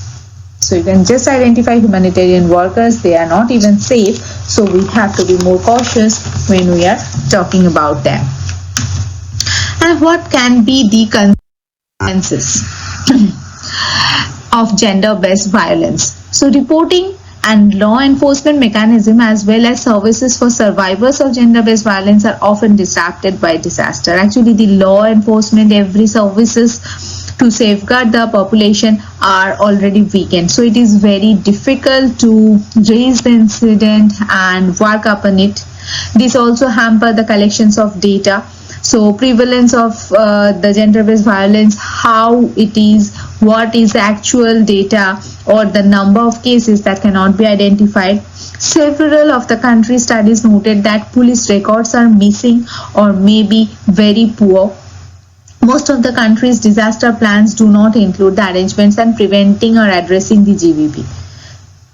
This reflects and may contribute to low awareness of gender-based violence in disaster. People are not aware about it, so they are not involved this part in the policies or planning phase of disaster management. With respect to the health emergencies, academic research indicates that GBV increases the incidence of HIV/AIDS. Afterwards, anecdotal reports from practitioners and government indicate that gender-based violence increased during the Ebola crisis even. So these are the general consequences of gender-based violence. Another point is very important, and that is for the most vulnerable group of the society, that is the children. Children are the most vulnerable in disaster. Typically, in developing countries, children hold a high percentage of the population. Because of the consequences of climate change, number of natural disasters is rising, and every year around 400 disasters occurs globally, affecting the most vulnerable groups. Among them are the children. For example, in Haiti, around 40% of the total populations are under 18 years of age. Physiologically and psychologically, children have less chance to cope and survive in acute and chronic traumatic incidents. Children are actually dependent on their parents or carer to get access for their food, shelter, clothing, medical care, security, and so on. So they are very, very vulnerable group of the society. In addition, they suffer more from physical injuries too. So disaster lead to the disruptions of social structures, and the social structures normally used to protect the children, and during disaster these are disrupted, so that increase the exposure and likelihood of the violence, particularly against the children. So that is causing them abuse. If we talk about different scenarios of child abuse, we can see significant increase in violence were observed before and after Katrina's storm. The result shows that as compared to before the storm, more absence from schools were reported. That is quite obvious. And research shows in 2007 in Bangladesh, after flood, the most families affected by the flood of 90% find it difficult to find food and shelter, and thus become more violent for their children at home. As they cannot fulfill their own need, they cannot give feed to the children, so they are making them more abusive. They are become more abusive towards their children, maybe physically or sometimes emotionally. A large population of the children were subject to violence of their parents during the floods, 70% by mother, 40% by the father. The research says that. The level of violence was related to the socio-economic level, and the lower the status of the family, the more violence was applied. And it is also seen that mothers are more emotionally abusing the children, whereas the fathers are doing more the physical abuse. So these are the different aspects of children abuse has been seen because of the disruptions of the normal social norms. That is the reason it happened. And some of the sexual abuse are also related as a part of the child abuse. These are all comes under gender-based violence. So these are different issues that are rising up post-disaster phase. But now the thing is, what action can be taken to face the gender-based violence or the trafficking or abuse in emergency context? Due to the complex environment that accompanies emergency situations, the issues of human trafficking, gender-based violence or abuse are not often incorporated as a variable of immediate or necessary attention by government or non-governmental organizations. So it's very important that we give more attention towards that factors. And however, it is essential to protect the rights and dignity of all persons affected by the disaster, including migrants, before, during, and after an emergency. Some fight against trafficking in person in emergency situation must be understood as a measure of immediate assistance to save lives.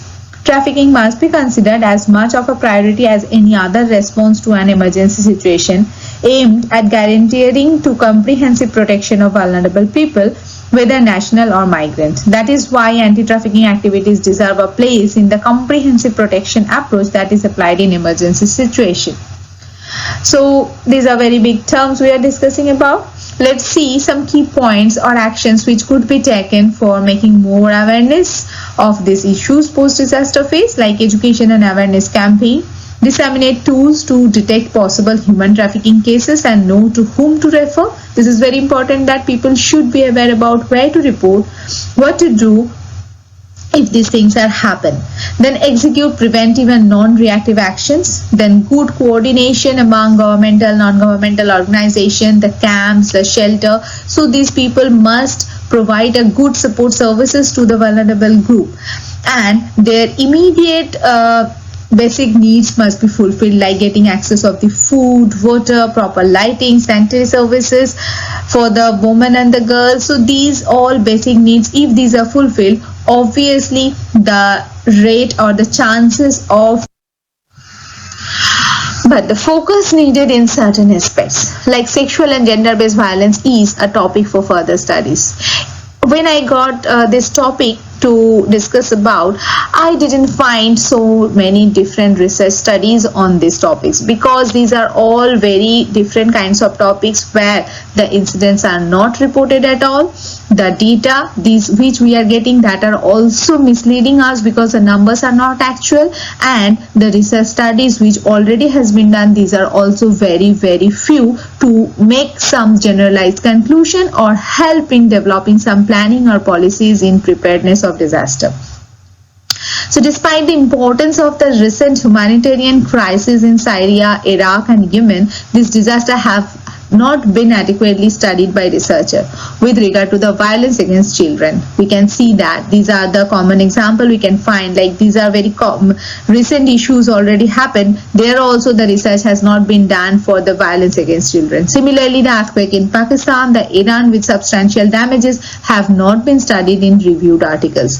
So the research articles are mostly for the physical damage, the loss of life, the immediate effect on the population. These all issues has been discussed, but not the issues like human trafficking or all, where the opportunities or the people who are making this kind of crime is not been identified or enlightened, so that we will get the exact data and make some preparedness, the planning about the same. Basically, gender-based violence, human trafficking, child abuse in emergencies caused by natural disaster is largely neglected area of concern both globally and regionally, lacking attention by both disaster management and international gender-based violence players. Not only do few studies exist on the possible linkage between these issues and disaster situations, but also very few programs have been implemented to address these issues in disaster response and recovery. The main gaps are in the area of disaster preparedness. with essentially no mention of GBV related issues in either contingency planning or in early warning. On the other side, disaster recovery appears more mindful of the need to address and mitigate gender-based violence trafficking among the affected population. So actually, the need is to implement the policies and procedures in the preparedness planning of the disaster and identifying these issues, and then we can aware the people more about the same so that the vulnerability of the population would be reduced afterwards, and this kind of issues cannot be risen up too much. That way maybe these issues can be going down a little bit. For all these things we need more research, more data, so that we can get the actual number how these are affected. We can get actual scenario, maybe domestically or the globally. That way we can be more enlightened with some of the studies and which help us for some future planning and preparing for the disaster management. So that is my topic as the disaster opportunity for the opportunists. I hope you get little idea about all these things which we have discussed today. These are a few sites where from I got some idea and some relevant data to discuss all these things in my presentation. As today I am not present, so if anyone have any queries or any, please you can contact me in that mail ID, that is ipshita.she@yahoo.com. I hope you got some idea about the topic. Thank you very much.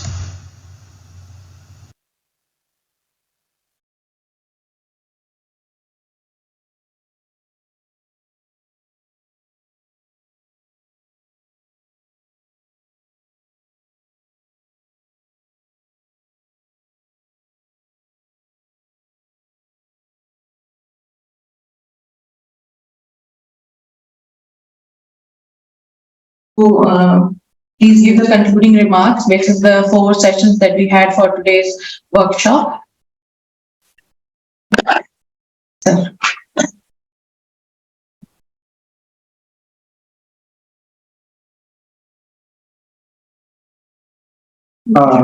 Good evening to all, and enthusiasm with which you are clapping. I wonder whether this was for speaking or concluding. So the message from students is very loud and clear, but it is a unceremonious responsibility given to me to put all such intense sessions in a nutshell. I'll start with Dr. Santosh Kumar, who very beautifully portrayed the role of young volunteers in a humanitarian crisis, and how from Buddha's story and anecdote he derived that bringing a smile on the faces of people should be the motive. He also brought Mullah Nasruddin's story by telling that it is a giving which is more important. So I think I salute your pedagogy, that how you bring the storytelling in between to make it more interesting and beat the challenges of post-lunch session by your interesting and also how the readiness of systems and individual, as well as his quote on agreeing to disagree. So that is a basic premise of any democratic society, and we must invite that.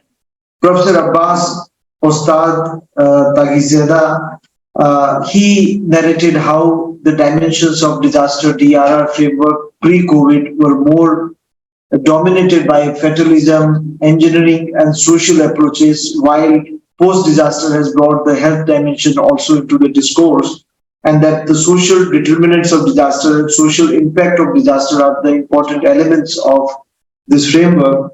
And he portrayed that poverty, health, social capital, social security, employment, and social well-being are important social determinants, and social justice is an important social determinant. It's often missing from the discourse and debate on DRR.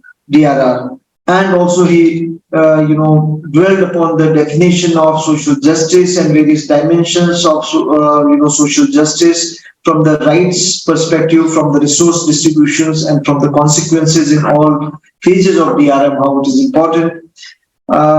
Dr. Shaheen Ansari had very nicely made us, learn many things through very participatory and interesting pedagogy that about the child rights, about how the Child Right Convention India was leading in rectifying that, and the country he made us all get surprised about the one country which did not sign it.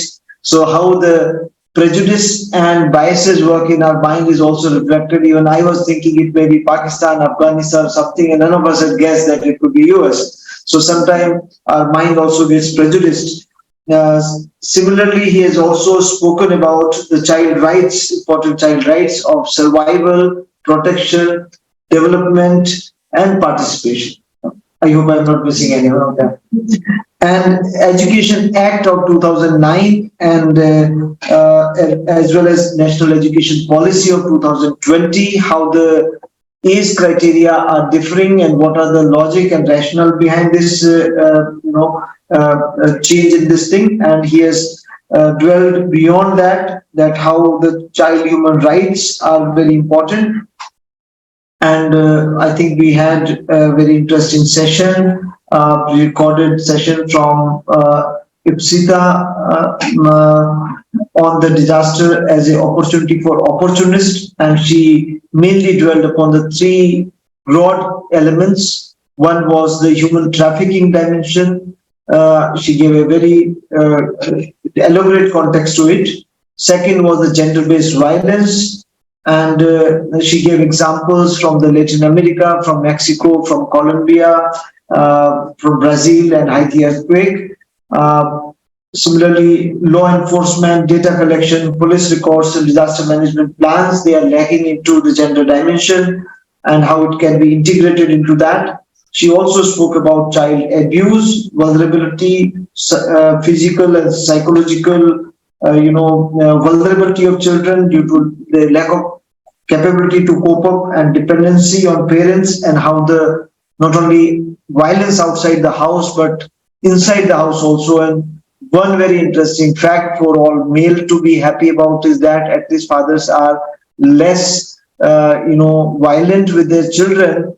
But I think we have to also go more deeper. Maybe fathers are less at home to cause that violence. So this may not be intrinsically that they are very non-violent. So I think we require more research and data to see that why this difference is. Thank you very much for this.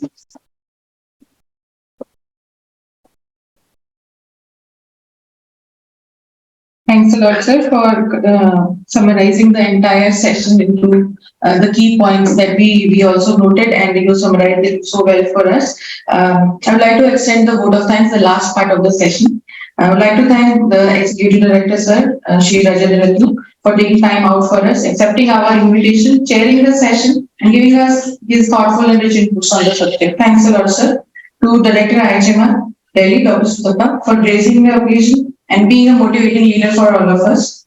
Dr. Santosh, sir, my mentor, senior advisor in NIDM, for taking time out and being the subject matter expert and showing us the way from forward to ethical management, even in the crisis situation. Dr. Shaheen Ansari, the child rights specialist, for his expert opinions and advice, and how vividly and in a rich manner, in a simple manner, he explained child rights to all of us. Intricacies related to child rights specifically. To the online speakers, Dr. Abbas, for sharing the Iran experience, which we never knew until we read his story. And Ms. Ipshita Shi for participation and sharing the valuable inputs from across the America and Latin America side and the UK, US side, the valuable experiences that she brings to us from being a spinal cord injured nursing, pediatric nursing expert. To the faculty members, support staff, and especially the students who are listening to it very patiently, participating to it, and waiting to interact with sir. If I can just cut down your questions from 5 to 2. Only 2 main questions. You can decide which you want to ask right here before we proceed for tea. Anybody wants to ask something from sir? His experience, his learning. But I didn't want to violate your human rights. So he has been really. There's something called habeas corpus, that is keeping the people captivated forcibly. So that is again a human right. So maybe that this session can be overseen or it can be voluntary. Right. And in case if sir agrees, I understand that he is accepting our second invitation to be with us and discuss with our students with no faculty around, specifically about disaster management and his rich experience, so that we learn as public health managers how disaster management can be intertwined into public health so well that, you know, you talk in the same language as the administrators understand and as the recipient of the care understand. So thank you so much for this opportunity, sir. Thank you, ma'am. Thank you, faculty members. Thank you, students. Thank you, experts. In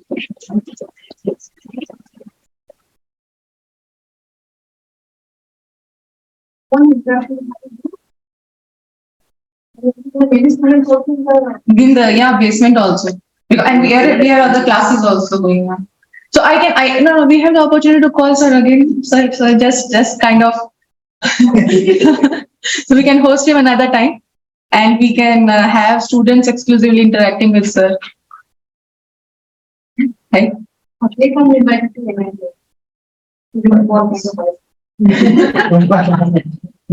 Reciprocity or something. Yeah. So either ways, we can do that. Yeah, we can have a group photo with sir now.